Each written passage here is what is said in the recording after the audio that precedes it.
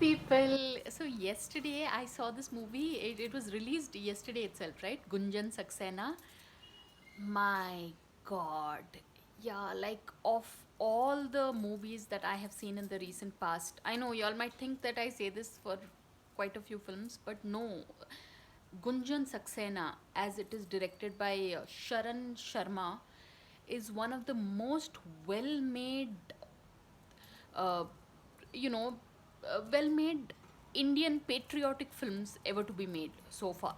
It's like, and Sharan Sharma is almost like a debutant director. Like he's been an assistant director in certain other films of the Dharma Productions, but my God, the most subtle nuances of this film, and it apparently it took 3 years in the making, but it's this film, it's not a movie, this is an experience, so uh, Ritik Roshan says he cried his eyes out while watching the film because it's it is a very emotional film, and even Siddharth Malhotra, the actor, had such nice things to say about the film. So really, people, if you all don't have Netflix, you all should pay those $200 and get Netflix on your phone to watch Gunjan Sharma, because it's all about this young, the 24-year-old female pilot who was one of the only